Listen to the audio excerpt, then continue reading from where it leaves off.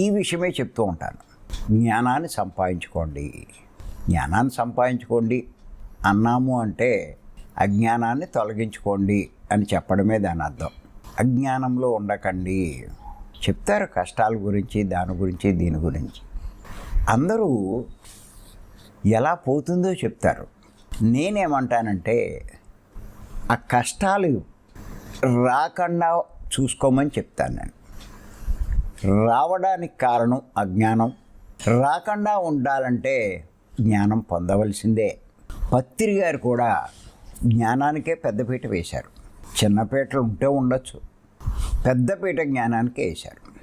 ఆయన లాక్డౌన్ టైంలో pyramid valley నుంచి రోజుడిచి రోజు 100 ఎపిసోడ్లు చెప్పారు. అందులో 80 ఎపిసోడ్లు ఆత్మజ్ఞాని ప్రవర్తన గురించే చెప్పారు ఆయన. అప్పుడు నాకు బాగా అర్థమైంది, పత్రి గారు ఆత్మజ్ఞానానికే టాప్ ప్రయారిటీ ఇస్తున్నారు. మిగతాయి చెప్తారు, మాంసాహారం మానండి, శాకాహారాలు కండి, పిరమిడ్లు కట్టండి, ధ్యాన ప్రచారం చేయండి, ఇవన్నీ చెప్తారు. వీటన్నిటి యొక్క మూల ఉద్దేశం జ్ఞానం పొందడానికే. ఆయన ఉద్దేశం ఏంటంటే భవిష్యత్తులో 100 కాదు 1000 లక్షల మంది ఈ జ్ఞానం కోసం ప్రయత్నిస్తారు.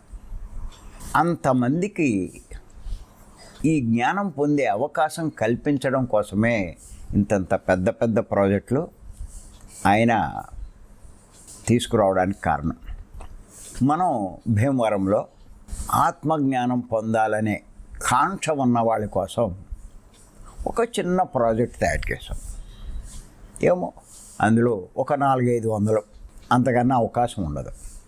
కానీ బెంగళూరులో కానీ, వ్యాలీలో కానీ, కట్టాల్లో కానీ, పేరవరంలో కానీ వేల మందికి అవకాశం ఉంటుంది.